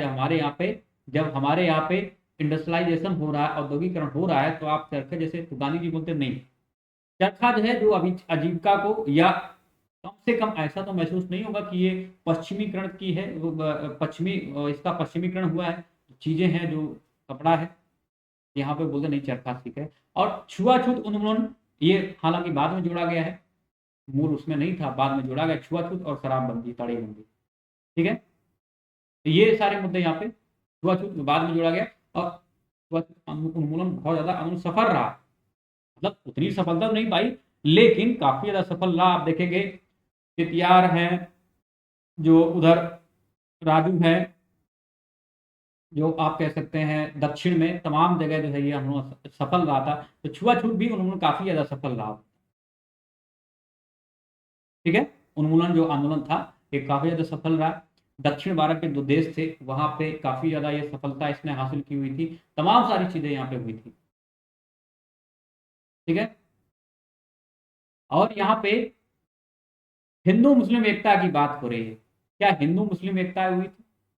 तो हिंदू मुस्लिम एकता का अगर इस तरह हम जाते हैं तो अगले फेज आप देखें, 1920 के पहले की बात करें, 1920 के बाद की बात करें, इस टाइम काफी ज्यादा आप देखेंगे हिंदू मुस्लिम एकता दिखाई आपको मिलेगी। हिंदू मुस्लिम एकता आप ये भी देख सकते हैं कि जब कहीं गांधी जी जाते थे, चाहे वो उत्तर पश्चिम प्रांत की मैं बात करूं जहां मुस्लिम बहुल क्षेत्र है, या मैं अली बंधु की बात करूं जो कलकत्ता में कहीं, या कहीं साउथ में चले जाए, कहीं पे भी चले जाएं, सबका इतना सम्मान होता था, भीड़ जो है उनके साथ में चलती थी। यहाँ तक कहा जाता है कि हिंदू मुस्लिम एकता यहाँ तक की थी कि गांधी जी का कहा जाता था पेशावर में दिखे, वो कलकत्ता में दिखे हुए, ऐसा लोगों के मन में था। कई लोगों ने तो कृष्ण का अवतार मान लिया हुआ था कि गांधी जी कृष्ण का अवतार हैं, कई सारी ऐसे अफवाहें फैलने लगी थी, अखबारों में छपने लग गया था। हाँ, तो पेशावर से लेके कलकत्ता तक इतनी ज्यादा गांधी जी के कह सकते हैं कि प्रति इतनी श्रद्धा थी, इतना मर्यादा का एक तरह से सम्मान था कि हिंदू मुस्लिम एकता की अगर बात की जाए तो हिंदू मुस्लिम के पैर छू रहे थे, मुस्लिम हिंदू पैर छू रहे थे, इतनी ज्यादा यहाँ पे आप देखेंगे एकता फैली। हाँ, हाँ, वो अलग बात है कि 1922 से 27 के बीच में साइमन रिपोर्ट बोलती है कि लगभग 140 से 50 जो है यहाँ पे हिंदू मुस्लिम दंगे हुए। अब हिंदू मुस्लिम दंगे जो हुए हैं, गांधी जी ने तो हिंदू मुस्लिम एकता के लिए भरसक प्रयास प्रयास किया हुआ था। इसी वजह से तो वो सर्व इस्लामियत को अखिल भारतीयता में जोड़कर लाए हुए थे, खिलाफत को असहयोग में। इसी वजह से लाए कि हिंदू मुस्लिम एकता जो है, और इनकी जो भावनाएं हैं, धार्मिक भावनाओं को जो है वो किसमें जोड़ना चाहते थे, वो राष्ट्रीय आंदोलन से जोड़ना चाहते थे, एक मजबूत आंदोलन बनाना था। तो हिंदू मुस्लिम एकता बनी, हाँ बनी आंदोलन, एकता काफी ज्यादा बनी। तो हिंदू मुस्लिम एकता बनी, हाँ ठीक है, एक दूसरे के पैर छूते थे। तो और इसके बाद में पंचायतों का गठन, यहाँ पे पंचायतों का गठन काफी मात्रा में किया गया। राष्ट्रीय शिक्षा, राष्ट्रीय शिक्षा काफी कारगर हुई। राष्ट्रीय शिक्षा, गांधी जी, रविन्द्रनाथ टैगोर फिर से यहाँ पे आते हैं, तब उनका टकराव हमेशा बना रहता है। रविन्द्रनाथ टैगोर कहते हैं कि राष्ट्रीय शिक्षा का भी कोई आवश्यकता नहीं, जब हम अंतरराष्ट्रीयता को अपना रहे हैं, हम जो विदेशी शिक्षा है वो काफी ज्यादा कारगर है वहाँ पे। हाँ, टेक्निकल जो तकनीकी शिक्षा है वो हम ले रहे हैं, वहाँ की तमाम सारी चीजें अपनाई जा रही हैं, तो राष्ट्रीय शिक्षा की कोई जरूरत नहीं है। गांधी जी बोलते नहीं, हम ऐसी पश्चिमीकरण, पश्चिमी शिक्षा को नहीं ग्रहण कर सकते हैं जो कि हाँ विकासवाद को अवरुद्ध करते। तो वो कहते थे कि राष्ट्रीय शिक्षा, और राष्ट्रीय शिक्षा में कई सारे ऐसे एडमिशन किए गए थे, सारी सारी चीजें पढ़ाई जाती थी। जैसे कि हम बात करें कुछ राष्ट्रीय शिक्षा को लेकर देखें तो कई सारे इंस्टीट्यूशन जो है वो इस्टेब्लिश किए गए थे, जैसे कि जामिया मिलिया, इस्लामिया यूनिवर्सिटी जो है वो, और गुजरात विद्यापीठ है, काशी विद्यापीठ है। तो 3-4 ये जो है यहाँ पे काशी विद्यापीठ है, गुजरात विद्यापीठ, जामिया मिलिया, तो राष्ट्रीय शिक्षा केंद्र यहाँ पे स्थापित किए गए। तो रविन्द्रनाथ टैगोर यहाँ भी मना करते थे, और कहा जाता है कि रविन्द्रनाथ टैगोर के पास में आए कई सारे लोग, कुछ स्टूडेंट उनके जो शिक्षा निकेतन में, उनके जो है निकेतन में पढ़ते थे, ठीक है, उनके जो निकेतन में कलकत्ता में उनकी कॉलेज था, वहाँ के स्टूडेंट आते हैं और उनको बोलते हैं रविन्द्रनाथ टैगोर से कि सर क्या हम पढ़ाई छोड़ दें। तो जब रविन्द्रनाथ टैगोर ने मना किया कि नहीं ऐसा नहीं करो, तो बोलते हैं कि बहुत गुस्सा हो गए, नाराज हो गए। तो यहाँ पर राष्ट्रीय शिक्षा की संस्थाएं खोली गई थी और काफी ज्यादा कारगर भी सिद्ध हुआ, काफी कारगर सिद्ध हुआ, ठीक है। तो ये सारे एकदम से। अब स्वदेशी बहिष्कार, यहाँ पे रविन्द्रनाथ टैगोर जी के साथ में खुले मतभेद है, बिल्कुल से भी सहमति नहीं जाहिर कर रहे हैं। हाँ, रविन्द्रनाथ टैगोर और गांधी जी के विचार बिल्कुल असहमत। पहला, वो कहते हैं कि स्वदेशी बहिष्कार आप ये निष्ठुर निर्मम बर्बादी है। आप स्वदेशी अपनाइए, कोई बात नहीं, ठीक है, लेकिन अगर बहिष्कार कर रहे हैं, स्वदेशी को अपनाते हुए बहिष्कार कर रहे हैं, तो इसमें तो भाई जनता का ही घाटा है। इसने तो आप सारी वस्तुएं खरीद ली हुई है, अब उनको जलवाएंगे तो इससे तो उनका ही घाटा होने वाला। तो गांधी जी बोलते नहीं, चरखा काट के गांधी जी मना कर देते। गांधी जी कहते हैं कि ये बहिष्कार करना ही उचित है। एक गरीब से गरीब का भी कुछ सम्मान होता है, उसका भी सेल्फ रिस्पेक्ट होता है। अगर वो पश्चिमी की चीजों को, पश्चिमीकरण जो पश्चिम में बनी चीजें पहनेगा, तो उसके कहीं ना कहीं सम्मान में गिरावट आएगी। तो वो भी क्या, सबको बोल देते कि आपने कपड़े कड़ी जला दो। और इवन जब कहीं गांधी जी ऐसा कैंपेन कर रहे थे तो बोले साफ सुथरे कपड़े पहना करो, तो किसी ने बोल दिया था कि आंध्र प्रदेश में कहीं पे गए थे विजयवाड़ा में, तो वहां पे रैली करके आ रहे थे, साफ सुथरे कपड़े पहना करो। तो कहा कि हमारे पास में साफ एक ही पगड़ी है, एक ही कपड़ा है, आपके पास में तो काफी अच्छा अच्छा पहनते। तो गांधी जी ने उस दिन से कपड़े भी एक लुंगी बस और लाठी लेके चले। वो जो चेंज किया उन्होंने, अपना कपड़ा जो परिधान चेंज किया, वो कहाँ से, विजयवाड़ा से, लगभग मुझे याद आ रहा है जहाँ तक, तो वहां से उन्होंने चेंज किया। किसी ने बोल दिया था कि आप तो सूट बूट में आते हैं, हमारे पास तो एक ही है, तो उन्होंने उसी दिन से परित्याग कर दिया हुआ था, कपड़े का एक लुंगी बस पहनते थे, धोती, ठीक है। तो यहाँ पे जो बहिष्कार हो रहा है, बहिष्कार जो हो रहा है, वो बिल्कुल मना कर देते पश्चिमी शिक्षा। कह रहे पश्चिमी शिक्षा क्यों, जब हमारी शिक्षा पद्धति इतनी अच्छी है, जब शिक्षा अपनी ग्रहण कर सकते, अच्छी शिक्षा ले सकते हैं, शिक्षित हो सकते हैं अपनी शिक्षा से, और शिक्षित होते रहे काफी लोग, तो हम क्यों पश्चिमी शिक्षा। लेकिन जब यहाँ पे रविन्द्रनाथ टैगोर के साथ में मतभेद है, वो कहते नहीं, वो कहते हैं कि जो चीजें आ रही हम ले उसका ग्रहण करें, उसको हम ग्रहण करें, क्यों हम उसको बर्बाद कर रहे हैं, क्यों हम जो है निष्ठुर निर्मम बर्बादी क्यों कर रहे हैं। और जो इनके एंड्रयूज जो सहयोगी, वो भी बार बार बोलते हैं कि आपको ऐसा नहीं करना चाहिए। बहिष्कार तो स्वदेशी तक तो ठीक है, लेकिन बहिष्कार करना और कपड़ों को जलाना, तमाम सारी चीजें बर्बाद करना, तो ये ठीक नहीं है कहीं ना कहीं।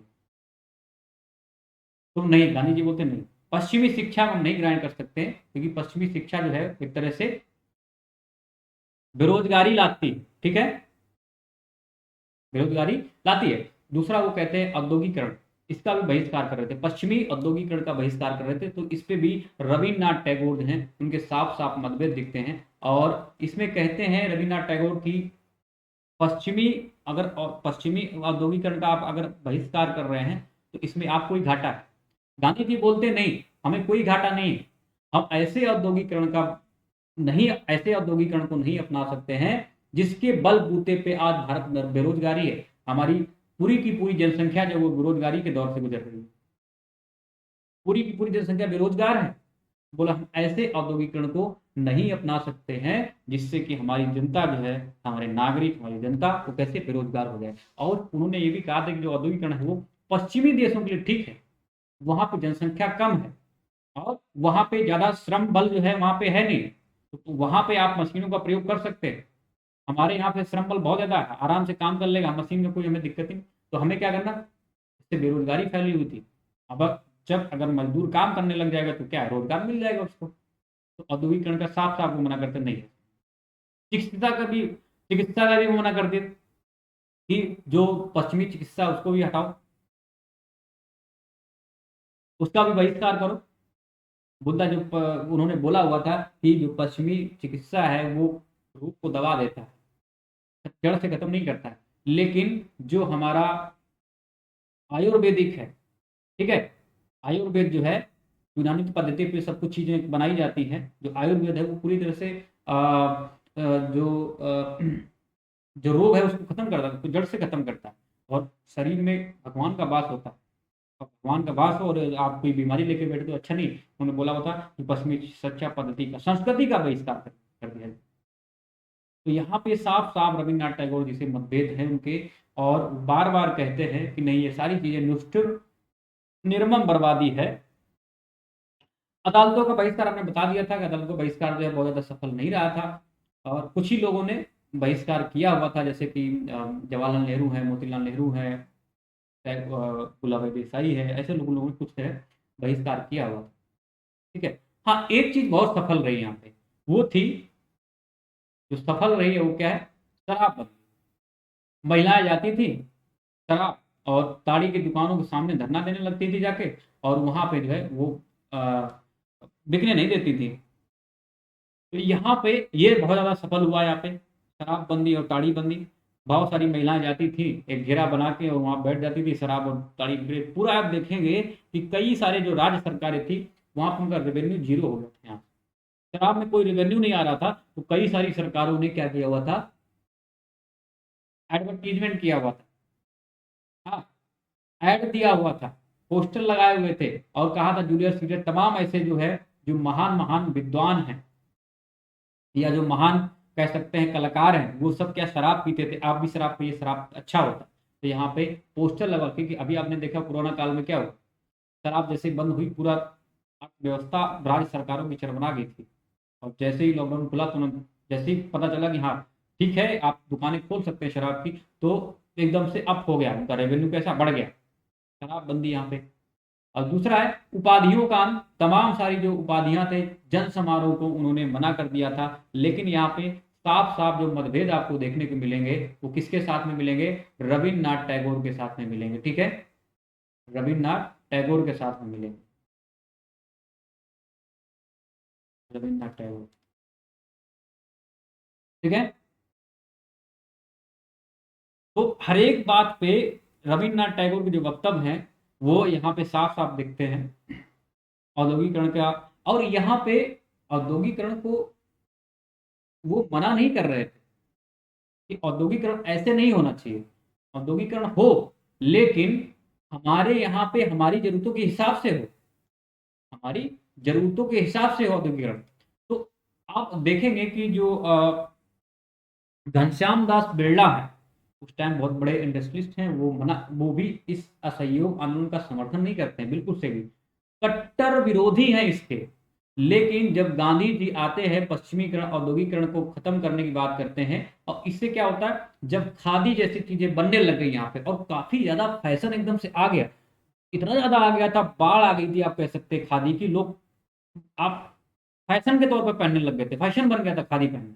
तो यहाँ पे जब आजीविका बढ़ने लग गई, तो औद्योगिक समाज का वो भी थोड़ा सा जगह कि नहीं, अगर हम यहाँ पे चीजें कर सकते हैं, क्रिएटिव काम कर सकते हैं, भले ही थोड़ा देर से सही, हम सफल हो सकते हैं। तो जब ऐसी चीजें हुई, और एक एक एक एक और थे, कोई नाम, यार नाम थे मुझे याद नहीं आ रहा, तो उन्होंने बोला हुआ था कि एक तो वो मार्क्सवादी विचारधारा के लोग थे, तो वो हमेशा पूंजीवाद का विरोध कर रहे थे। तो उन्होंने सलाह दी उनको, गांधी जी को, कि क्यों ना औद्योगिकरण का पूरी तरह से बहिष्कार कर दिया जाए। तो उन्होंने नहीं, औद्योगिकरण के मैं पश्चिमी फॉर्म जो है, जो पश्चिमी फॉर्म है उसको मैं अलग, उसको उसका विरोध कर रहा हूँ, मैं पूरी तरह से मैं इसका विरोध नहीं कर रहा हूँ। तो उन्होंने कहा कि अगर ऐसा है तो आप पूंजीवाद का भी विरोध कर दीजिए। तो गांधी जी ने कहा नहीं, पूंजीवाद का मैं विरोध नहीं कर सकता, पूंजीवाद का विरोध नहीं कर सकता हूं, मैं पश्चिमी औद्योगिकरण की बात कर सकता हूं, जो कि हमारे लिए हमारे लायक नहीं है अभी। तो जब चरखा और तमाम सारी चीजें यहाँ पे, ये सारी चीजें एक साथ में देखी गई, तो घनश्याम दास बिरला भी जो है वो भी इनके पक्ष में आ गए, शुरू में तो नहीं थे। और इन्होंने भी अपना आकार बढ़ाना शुरू कर दिया। अपनी तमाम सारी चीजें इन्वेस्ट करने के लिए इन्होंने तमाम सारी जगह ढूंढने लग गए कि कहाँ कहाँ हमें इन्वेस्ट करना है। तो शुरू में सब लोग नहीं है, मोतीलाल नेहरू नहीं है, जवाहरलाल नेहरू नहीं है, जो औद्योगिकरण के जो कह सकते हैं कि उद्योगपति, वो भी साथ में नहीं है, और सी आर दास भी नहीं है, मौलवी भी नहीं है, बेसेंट भी नहीं है, जिन्ना भी नहीं, तमाम बड़े बड़े नेता वो साथ में नहीं है। लेकिन लास्ट में आते आते ये सब क्या करने लगते हैं, ये एक साथ में आ जाते हैं। ठीक है, और आंदोलन अपने चरम पे है। आंदोलन क्या है, अपने चरम पे है एकदम से। हाँ, और जब आप देखेंगे कि 1921 का जब अधिवेशन, 1920 का जब अधिवेशन होता है, इस टाइम पे 1920 का अधिवेशन होता है जब इसमें, तो हाँ, जवाहरलाल नेहरू और बाल गंगाधर तिलक, सॉरी,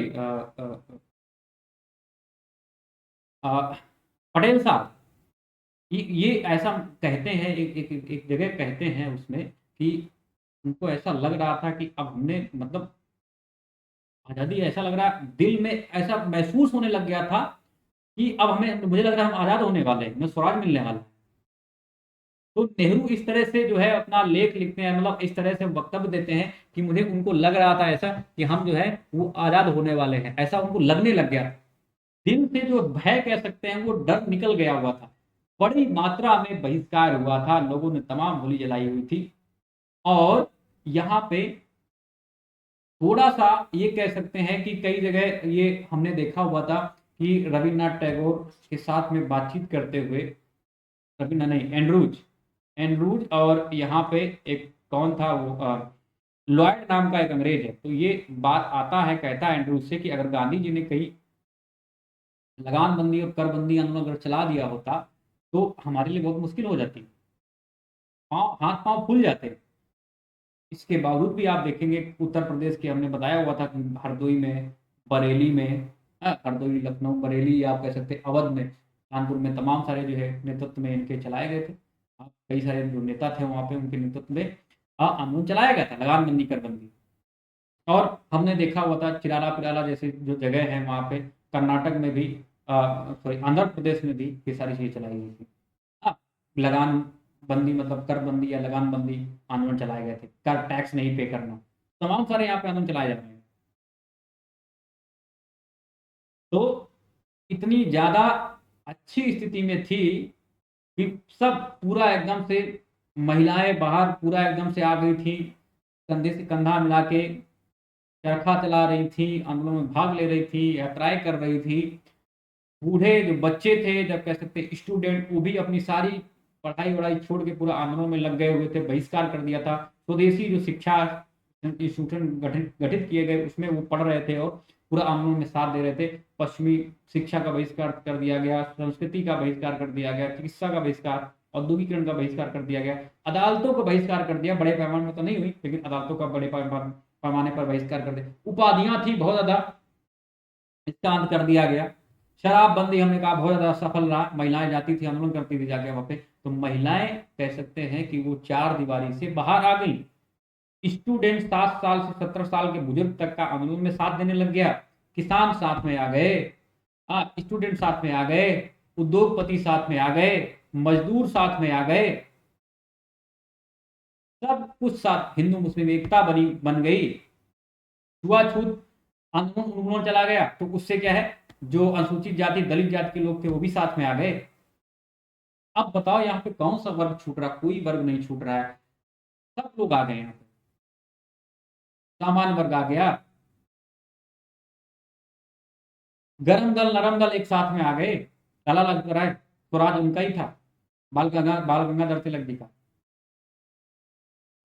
गरम दल, नरम दल, उद्योगपति, पूंजीपति वर्ग, इसको गिनाओगे आप? कम्युनिस्ट पार्टी, सब मार्क्सवाद, मार्क्सिज्म पार्टी, सब लोग आ गए साथ में, एक साथ जुटे रहे स्वराज आंदोलन, असहयोग आंदोलन।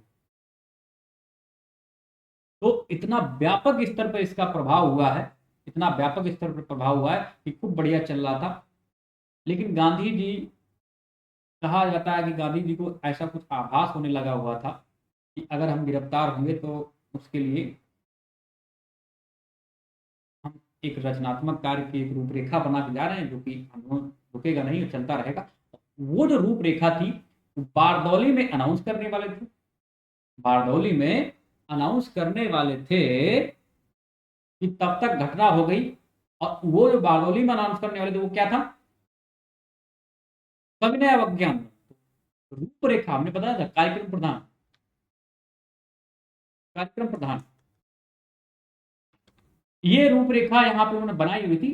असहयोग के साथ में ही उन्होंने कहा था अगर सफल होता है, सफल होगा ही। गांधी जी ने कहा था अगर ये सारी चीजें, और गांधी जी ने क्या कहा था कि अगर ये सारी चीजें अपनाई गई तो निश्चित ही 1 वर्ष में, 1 वर्ष ही लगेगा हमें स्वराज प्राप्त करने में, निश्चित ही हम स्वराज प्राप्त कर लेंगे, इसमें कोई दो राहें नहीं है। अगर ये जो हमने बताया हुए इसी सारे कार्यक्रम जो हमने बताए हुए, इस सारे कार्यक्रम पर लोग, जनता चलती रही, सब लोग चलते रहे, तो निश्चित ही 1 वर्ष लगेगा, 1 वर्ष में स्वराज प्राप्त कर लेंगे।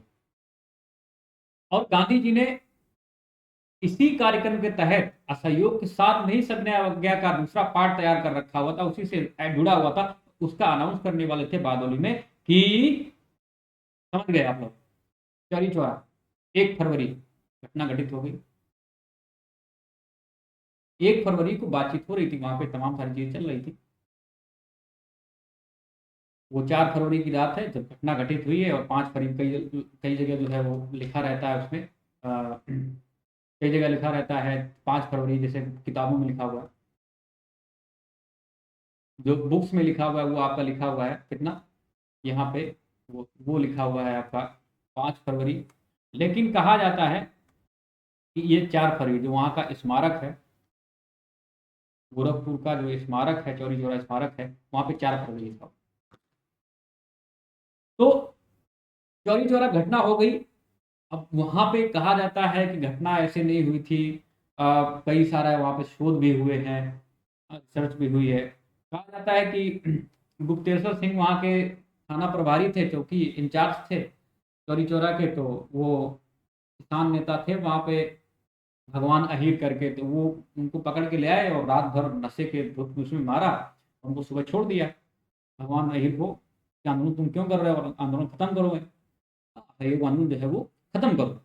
लेकिन यहाँ पे थोड़ा सा आप देखेंगे कि विरोधाभासी देखने को मिलता है कि कहा जाता है कि उसी वजह से गांधी जी ने इसको स्थगित किया हुआ था। बात सही है, इसी वजह से किया हुआ है। चोरी चोरी की घटना छोटी सी घटना तो नहीं थी, बड़ी घटना थी। तो कहा जाता है कि भगवान अहिर को बंद करके मारा और जैसे छोड़ दिया, तो वो फिर कुछ अपने सहयोगों को लेके, बगल में मेला लगा हुआ, चौरी चौरा के बगल में मेला लगा हुआ था, वहाँ पुलिस वाले भी थी, जमींदार वाले, जो कुछ जमींदार लोग भी थे वहाँ पे, तो वो वहां पे आंदोलन करने लग गए, विरोध करने लगा, नारेबाजी करने लग गए। तो पुलिस वाले से किसी ने कहा, कोई जमींदार था वहां पे, कि अगर आप कोई इजाजत दे तो हम इनको अभी ठीक कर दें ठोक पीट के। तो जब ऐसा हुआ तो वहां पे संख्या काफी ज्यादा थी आंदोलनकारियों की, खदेड़ लिया वहां पे, खदेड़ लिया, तो फिर पुलिस वाले जो है वो भाग के चौकी में अपने को बंद कर लिया जाके।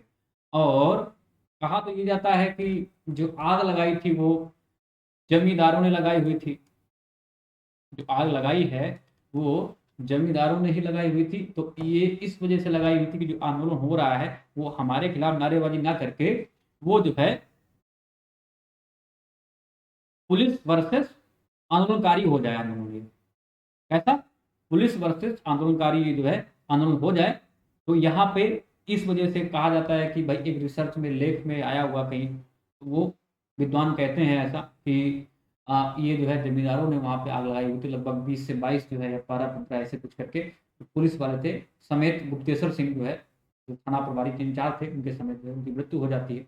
गांधी जी को जैसे ही ये मिलती है तो तुरंत ही क्या करते हैं, बारदौली में ही उसका स्थगन प्रस्ताव पारित करते हैं।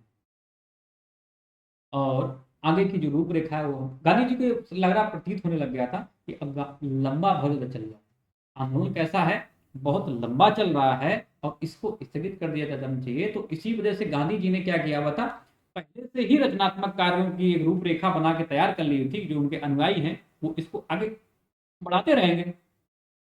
और हमने बताया था गांधी जी के जो भी कार्यक्रम होंगे कैसे होंगे, जो आंदोलन होंगे वो कार्यक्रम प्रधान होंगे। मतलब अगर नेतृत्व गिरफ्तार भी हो, तो गांधी जी को ये भी आभास हो गया था कहीं ना कहीं कि अब हमारा जो है हम गिरफ्तार भी हो सकते हैं। तो ये सारी चीजें गांधी जी को लग रही थी, तमाम सारी चीजें। तो इस तरह से जैसे चौरी चौरा घटना हुई, 4 फरवरी लिखा हुआ है स्मारक में, 5 फरवरी जो है बुक में लिखा हुआ है। तो जो भी आपको ठीक लगे वो जो है आप यहाँ पे इसको कर लेंगे। तो यहाँ पे ये सारे मुद्दे होते हैं खत्म। अब बात करते हैं यहाँ पे कि गांधी जी जब स्थगन कर दिया इसका आंदोलन को स्थगित कर दिया, तब पूरी जनता एकदम से रोष में है। जनता जो है वो रोष में है। क्या कहती है एक बार देखिए। गांधी जी को गिरफ्तार कर लिया जाता है, गांधी जी को गिरफ्तार कर लिया जाता है यहाँ पे। और ब्रूमफील्ड, मैं नाम लिख देता हूँ, नाम याद रखेगा रहेंगे आप लोग। ब्रूमफील्ड जो है वो क्या है, जज। तो ब्रूमफील्ड की अदालत में गांधी जी गांधी जी पे कई सारे इल्जाम लगाए जाते हैं, इल्जाम शुरू होते हैं। वहां पे सरकारी वकील आता है, देखता है कि आपने बोला हुआ था कि आपको 100 साल में, 10 साल में, 1 साल कितना भी लग जाए आज़ादी हम लेके रहेंगे। तमाम सारी आपने यहाँ पे वो किए हुए हैं, उल्लंघन किया हुआ, कानून की अवज्ञा करवाई है, लोगों से करवाई हुई है। आप बोले, हाँ मैं सारी चीज़ें स्वीकार करता हूँ। तो ब्रूमफील्ड भी कहते हैं वहाँ पे, जो कि जज हैं, ब्रूमफील्ड काफ़ी ज़्यादा अच्छा मानते हैं गांधी जी को। कहते हैं कि आपने हमारा तो 1913 में, 14 में तो साथ दिया प्रथम विश्व युद्ध में, हमने आपको कैसरे हिंद की उपाधि भी दे दी हुई थी, और आपने ये किया होगा। आपने ये किया हुआ है। तो गांधी जी जब ये बात सुनते हैं तो वो जवाब क्या दे रहे हैं, एक बार देखो जवाब क्या दे रहे हैं गांधी जी। सुनो देखो, क्वेश्चन देखो। यही क्वेश्चन था, गांधी जी यही बोल रहे थे, पूछ रहे थे कि क्या नैतिक नियम, अंतरात्मा का नियम, राज्य के अधिनियम जो अत्याचारी है से ऊंचा है।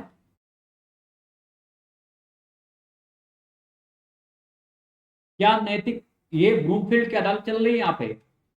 ब्रूमफील्ड बोलते हैं कि हमने आपको 1913 में आपको उपाधि भी दे दी थी, और आपने बहुत मदद की हुई थी, हम तो आपको अच्छा मानते थे। फिर आपने ऐसा क्यों किया, क्यों लोगों को बहकाया कि आपको जो है, आपको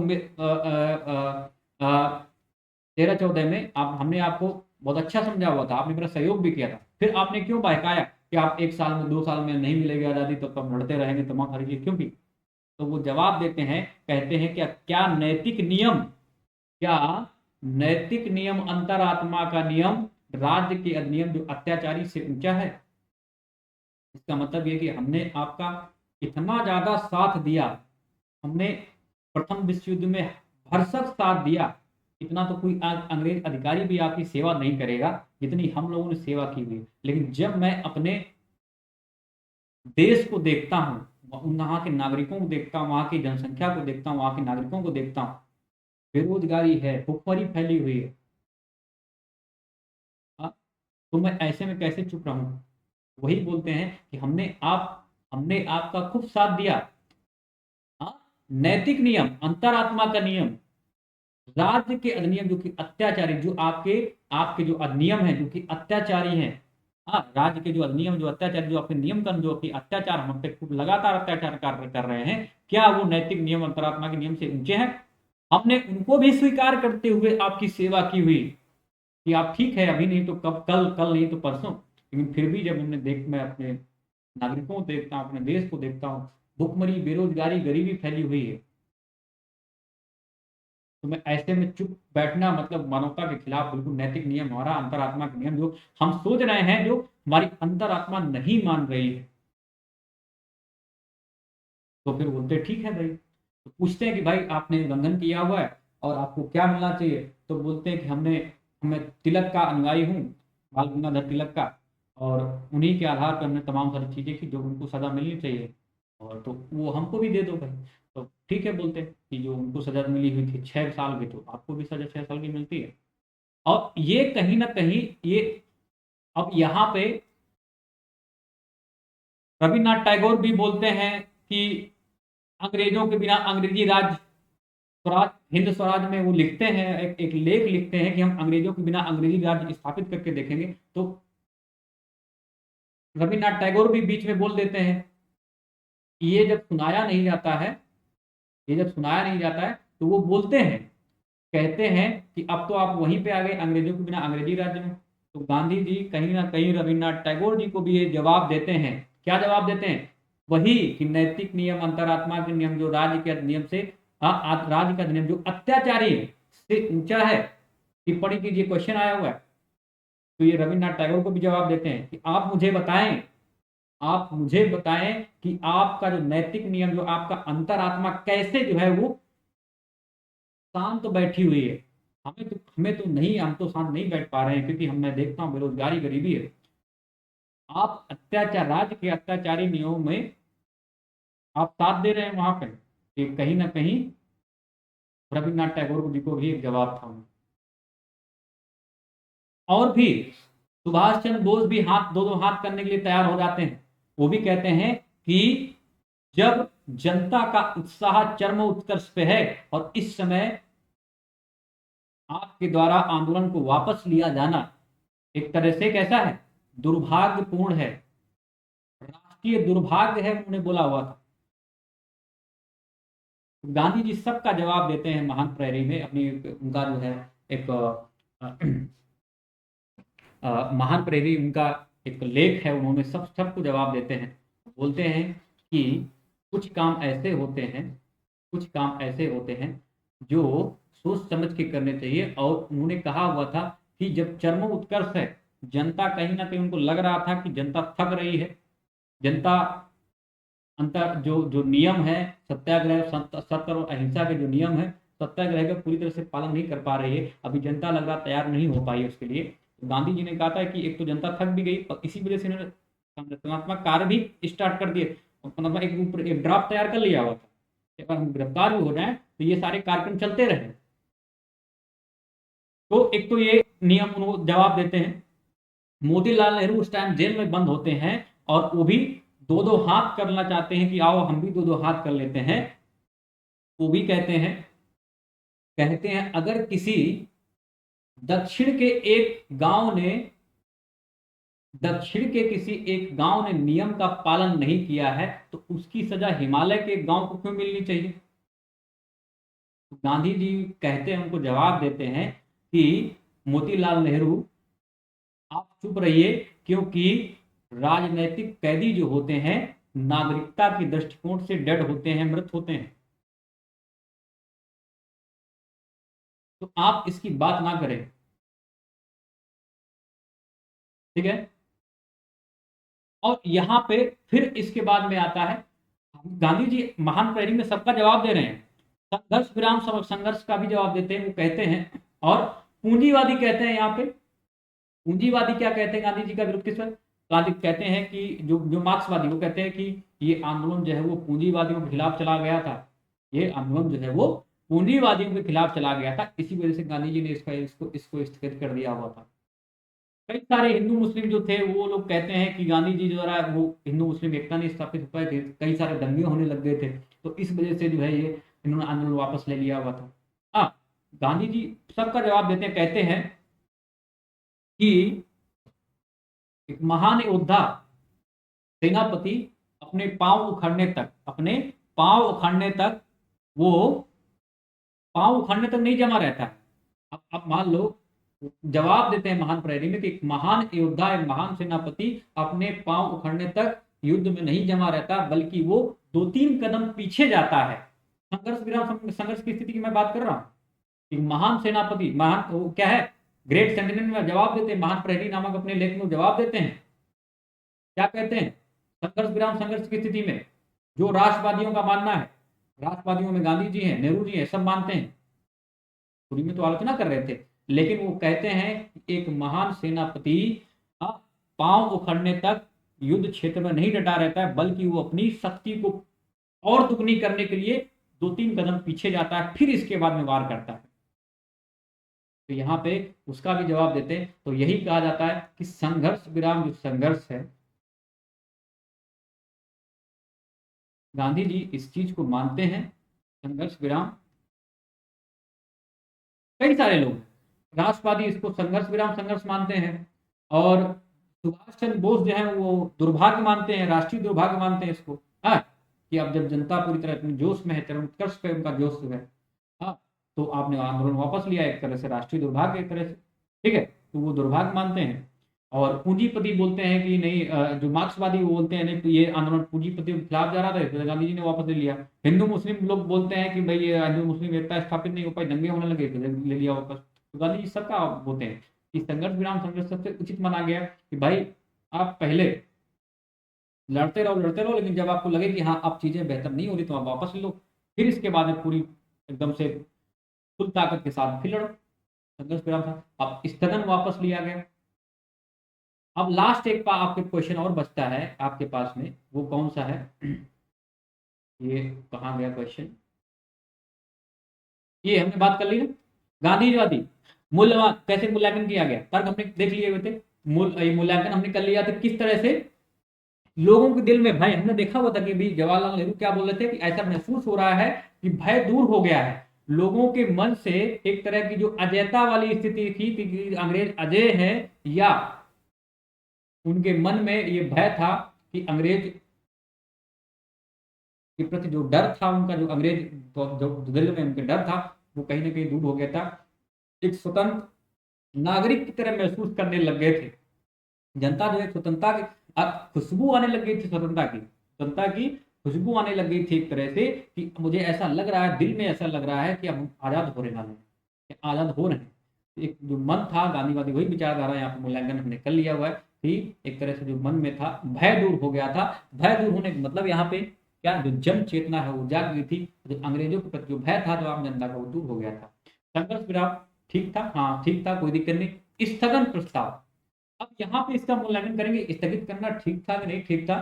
तो गांधी जी कहते हैं कि हमने महिलाओं को चार दीवारी, घर की चार दीवार चूल्हा चौका से अलग कर लिया है, बाहर निकालना है उनको,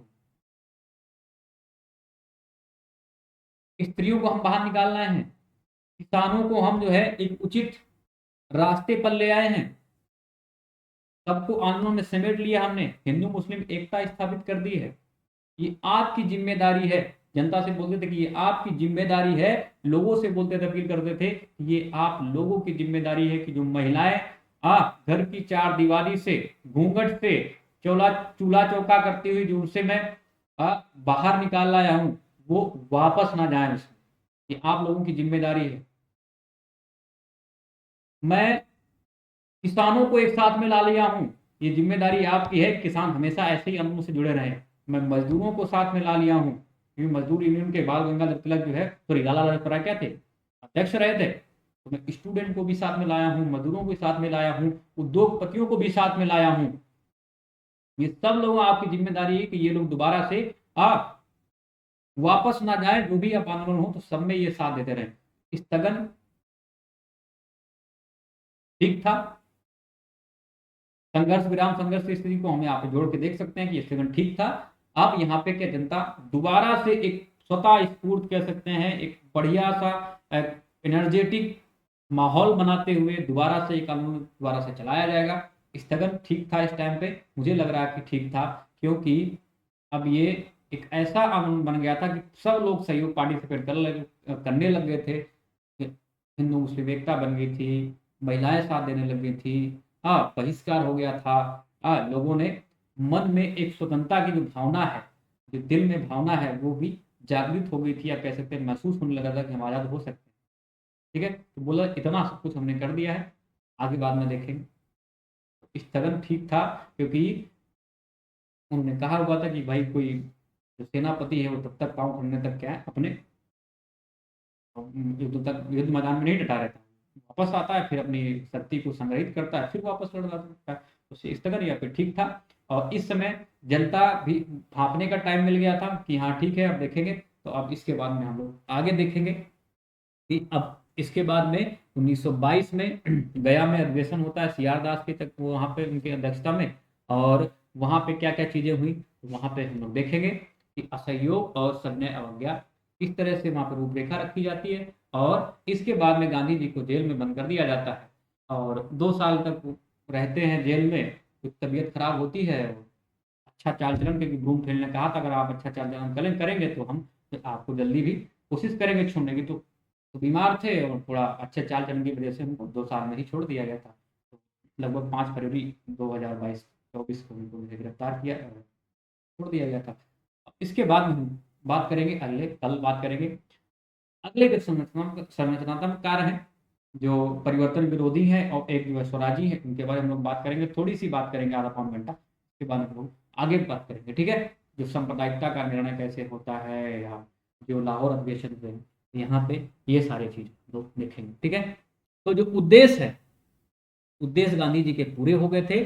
महिलाओं को अपने दिलों में जो आज़ादी, या कह सकते हैं जो भय का माहौल था, वो बाहर हो गया था दिलों में। लोग खुश थे, काफ़ी ज़्यादा पार्टिसिपेट कर रहे थे, महिलाओं को साथ में लेके, और साथ में लेके अमूल सारी चीज़ें हो रही थी, कंधे से कंधा मिला के महिलाएं, तो ये सारी चीज़ें वहाँ पे भी थी। गांधी जी ने कहा हमारा उद्देश्य तो पूरा हो गया, जो मैं चाहता था, जो स्वराज का लक्ष्य था, वो पूरा हुआ है। अब जो हो वो आपकी जिम्मेदारी है, आप इसको सब रखना चाहते हैं कि नहीं रखना, तो ये सारी चीज़ें, ठीक है? Thanks to all of you. और जो भी लोग पार्टिसिपेट करना चाहते हैं, मुझसे जुड़ना चाहते हैं मित्रों, वो क्या करेंगे, जुड़ते रहेंगे मुझसे। तमाम सारा मैंने यहाँ पे कर रखा हुआ है आप लोगों के लिए। AMR10 कोड को सब्सक्राइब करेंगे और मेरे साथ 2 साल के लिए, 3 साल के लिए जुड़ सकते हैं।